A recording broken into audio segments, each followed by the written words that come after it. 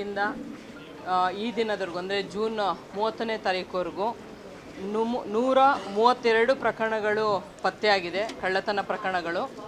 ಮತ್ತು 4 kg 164 gram ಅಷ್ಟು ಚಿನ್ನ ಪತ್ತೆ ಮಾಡಲಾಗಿದೆ. ಬೆಳ್ಳಿ 4 kg 460 ಗ್ರಾಮ್ ಅಷ್ಟು ಬೆಳ್ಳಿ ಪತ್ತೆ ಮಾಡಲಾಗಿದೆ. ನಗದು 8,44,000 ನಗದನ್ನು ಪತ್ತೆ ಮಾಡಲಾಗಿದೆ. ದ್ವಿಚಕ್ರ ವಾಹನ 72,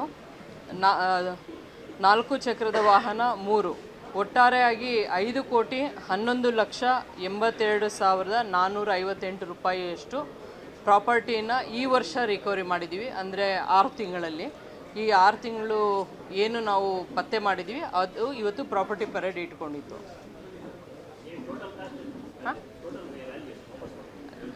ಟೋಟಲ್ ವ್ಯಾಲ್ಯೂ 5,11,82,458 ರೂಪಾಯಿಗಳು. ಚೈನ್ ಸ್ನ್ಯಾಚಿಂಗು, ಮನೆಗಳ್ಳತನ ಆ ಥರ, ಮತ್ತು ಎಕ್ಸ್ಟಾರ್ಷನ್ನು, ಮತ್ತು ವೆಹಿಕಲ್ ಥೆಫ್ಟ್ ಇಂಥ ಒಂದು, ಮತ್ತು ಮೊಬೈಲ್ ಥೆಫ್ಟ್ ಆಗಿರೋವಂಥದ್ದು, ಈ ಎಲ್ಲ ಪ್ರಕರಣಗಳು ಪತ್ತೆ ಹಚ್ಚಲಾಗಿದೆ. ಮತ್ತು ದೇವಸ್ಥಾನ ಕಳ್ಳತನ 132 ಪ್ರಕರಣಗಳು ಪತ್ತೆ ಮಾಡಿದ್ದೀವಿ. ಆರೋಪಿಗಳು ಅಕ್ಯೂಸ್ಡ್ ಎಷ್ಟು ಟೋಟಲ್ ಮಾಡಿಲ್ಲ, ಅಕ್ಯೂಸ್ ಟೋಟಲ್ ಮಾಡಿಲ್ಲ.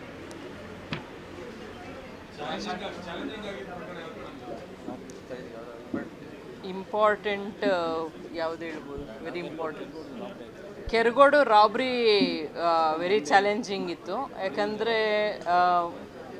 ಅದರಲ್ಲಿ ಅವ್ರು ರಿಲೇಟಿವೇ ಮಾಡಿರ್ತಾರೆ ಕಳ್ಳತನ, ಮತ್ತು ಹಲ್ಲೆ ಮಾಡಿರ್ತಾರೆ. ಮನೆಗೆ ನುಗ್ಗಿ ಹಲ್ಲೆ ಮಾಡಿ ಬೆಳಗ್ಗೆ ತೊಗೊಂಡೋಗಿರ್ತಾರೆ.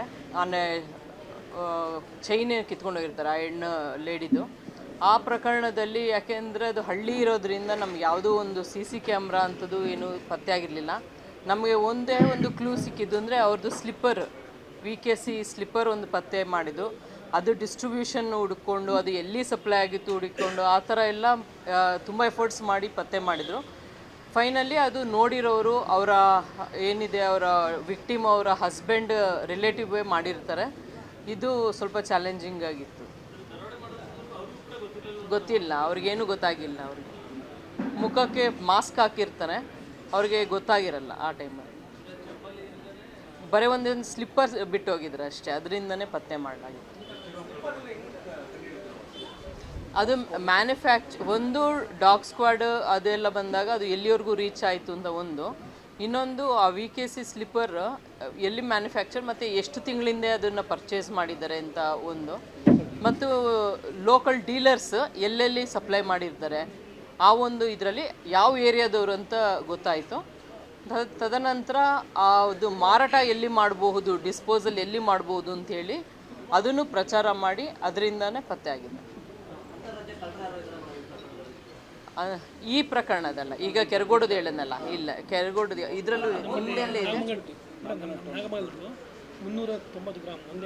ಅಲ್ಲಲ್ಲ, ಅಂತರ್ರಾಜ್ಯ ತಮಿಳ್ನಾಡದು. ನಾಗಮಂಗಲದು ಒಂದು HBT ಆಗಿದೆ. 300 ಚಿಲ್ಲರೆ ಗ್ರಾಮ್, 390 ಗ್ರಾಮ್ ಅಷ್ಟು ಪತ್ತೆ ಆಗಿದೆ. ಇದರಲ್ಲಿ ಅಕ್ಯೂಸ್ಡ್ ತಮಿಳ್ನಾಡವ್ರು ಇದ್ದಾರೆ. ಯಾವುದು?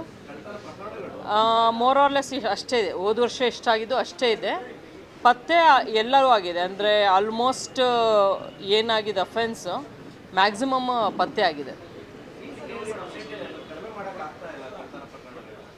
ಒಂದು ಏನಂದರೆ ಇವಾಗ ಇಷ್ಟು ಅವೇರ್ನೆಸ್ ಬಂದ್ರೂ ಹೆಣ್ಮಕ್ಳು ತುಂಬ ಡಿಸ್ಪ್ಲೇ ಮಾಡೋ ಥರ ಒಡವೆ ಹಾಕ್ಕೊಂಡು ಓಡಾಡೋವಂಥದ್ದು. ಮತ್ತು ಇನ್ನೊಂದು ಏನಂದರೆ ಲಾಕ್ಡ್ ಹೌಸ್, ಮನೆಯಲ್ಲಿ ಯಾರೂ ಇಲ್ದಿರೋ ಸಮಯದಲ್ಲಿ ತುಂಬ ವ್ಯಾಲ್ಯೂಬಲ್ಸ್ ಇಟ್ಟು 3 ದಿವಸ 4 ದಿವಸ ಬಾಕ್ಲಾಕೊಂಡು ಹೋಗುವಂಥದ್ದು, ಅದೂ ಒಂದು ರೀಸನ್ ಅಂತ ಅನಿಸುತ್ತೆ. ಹೇಳ್ತೀನಿ ಅದು ಮತ್ತೆ ನೆಕ್ಸ್ಟ್.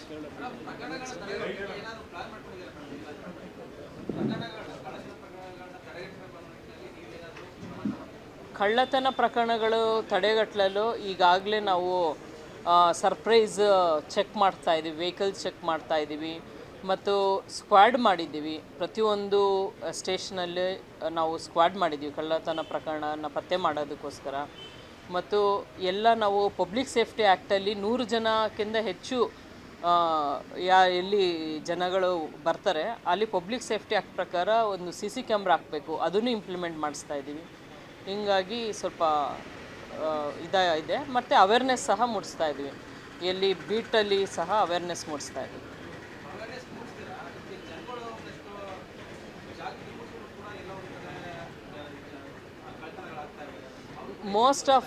ಮೋಸ್ಟ್ ಪ್ರಕರಣಗಳು ಇಲ್ಲಿ ಆಗಿರುವಂಥದ್ದು HBT ಎಲ್ಲ ಲಾಕ್ಡೌಸ್ ಆಗಿದೆ, ಲಾಕ್ಡೌಸ್ ಇದೆ. ಮತ್ತು ಇನ್ನೊಂದು ಏನಂದರೆ ಅಲ್ಲೇ ಇಟ್ಟೋಗಿರ್ತಾರೆ ಕೀ ಹಳ್ಳಿಗಳಲ್ಲಿ, ಎಲ್ಲಾದರೂ ಅಲ್ಲೇ ಪಾಟಲ್ಲಿ ಆ ಥರ ಎಲ್ಲಾದರೂ ಅಲ್ಲೇ ಇಟ್ಟೋಗಿರ್ತಾರೆ ಕೀ ಲಾಕ್ ಮಾಡಿ. ಅದರಿಂದನೂ ಸಹ ನೋಡ್ಕೊಂಡಿರೋರು ಮಾಡಿರೋದು ಹೆಚ್ಚು ಆಗುತ್ತೆ.